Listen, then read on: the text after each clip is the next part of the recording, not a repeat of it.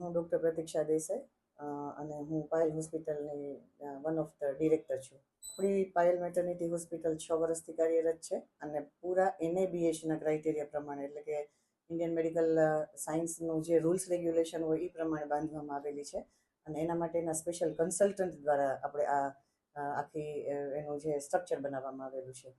પણ અમને જે ગઈકાલે એકદમ શોકિંગ જે ન્યૂઝ મળ્યા છે એ અમારા માટે પણ ખૂબ જ વિચારવા લાયક અને એકદમ આઘાતજનક રહ્યા. કેમ કે અમને ખબર જ નહોતી કે અમારા કેટલાક કોન્ફિડેન્શિયલ કેમેરા હોય કે જે માત્ર ડૉક્ટર પાસે જ એના એક્સેસ હોય, તો એ કોઈક હેક થઈ ગયા છે અને આ રીતના આખી એની ક્લિપ છે એ વાયરલ થવા લાગી છે. જનરલી પાયલ હોસ્પિટલની અંદર જેટલા બી કેમેરા છે એમાં પેલો એમ એ હોય કે આપણે જે પેશન્ટ હોય એમનું ટ્રીટમેન્ટનું આખું સેક્શન છે એ ડૉક્ટરના મોનિટરિંગમાં આવે. અને બીજી વસ્તુ એ હોય છે કે એમના સેફટી માટે પણ આપણે પ્રિકોશન લેતા હોઈએ છીએ. પણ જે કેટલાક જે ખાસ કરીને આ ઇન્જેક્શન રૂમવાળો કેમેરો હતો એ માત્ર અને માત્ર ડૉક્ટર માટે અને ખાસ કરીને કેટલાક ઇન્જેક્શન અને કેટલીક ઓટી એટલે કે ઓપરેશનની મટીરિયલ હોય બહુ જ કોસ્ટલી હોય, તો એની ભૂતકાળમાં ખૂબ જ ચોરી થયેલી છે.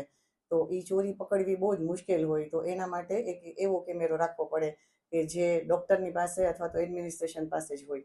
તો એ પ્રકારનો એક કેમેરો આપણી પાસે પણ હોસ્પિટલમાં હતો. 2 મહિના પહેલાં જ અમારા બધાના મોબાઈલની અંદર જે 3 ડાયરેક્ટર છે તો એના અને એક એડમિન એના મોબાઈલની અંદર જે કેમેરા હતા એ બંધ થઈ ગયા. તો અમને ડાઉટ ગયો કે કેમ આજે ઓચિંતાના જ બંધ થઈ ગયા, કોઈ કંઈ પાસવર્ડ બદલાવ્યો છે તો એમાં પાછું લખાણ આવ્યું કે પાસવર્ડ ચેન્જ. તો તાત્કાલિક અમે જે એજન્સી છે અમારી કે જે CCTV મોનિટરિંગ કરે છે એમને બોલાવી, તો એમણે તરત જ એના બધા પાસવર્ડને બધું ચેન્જ કર્યું. પણ મને એવું લાગે છે કે એ જે ટાઈમ ગયો કદાચ એ 12 થી 24 કલાકનો ગાળો, ત્યારે કદાચ આ લોકોએ હેક કર્યો હોય, કેમ કે અમારે જે પ્રોબ્લેમ થયો એ અને આનું જે વિડીયોની ડેટ છે એ લગભગ સિમિલર છે. અમને કાંઈ ખબર જ નહોતી અને લગભગ 4:30ની આસપાસ અમારા એડમિનિસ્ટ્રેશનમાં મિલનભાઈ છે એના ઉપર ડાયરેક્ટ એક SCPનો ફોન આવ્યો ક્રાઇમ બ્રાન્ચમાંથી કે તમારી કંઈ વિડીયો વાયરલ થયા છે, તમારું કંઈ પણ આવું કંઈ ટીવીમાં આવે છે, એ શું તમારી જ હોસ્પિટલ છે? તો એ ખૂબ જ ગભરાઈ ગયા. એને એમ થયું કે અને એને એવું કીધું કે તમારા કંઈક હોસ્પિટલના કેમેરા હેક થઈ ગયા છે. તો એ એટલા બધા ગભરાઈ ગયા, તો એને ઝડપથી એ કેમેરાને ડરથી અને થોડુંક એમ કે ભાઈ વધારે એ વસ્તુ વાયરલ ના થાય, વધારે વસ્તુ હેકર છે એ લઈ ના લે, એટલા માટે એને તાત્કાલિક એટલે જનરલી આ જે કેમેરો હતો એ સિક્યુરિટી માટે હતો કે ભાઈ અહીંયા ઇન્જેક્શન ઉપર મોનિટરિંગ રહે, કોસ્ટલી વસ્તુ ઉપર મોનિટરિંગ રહે.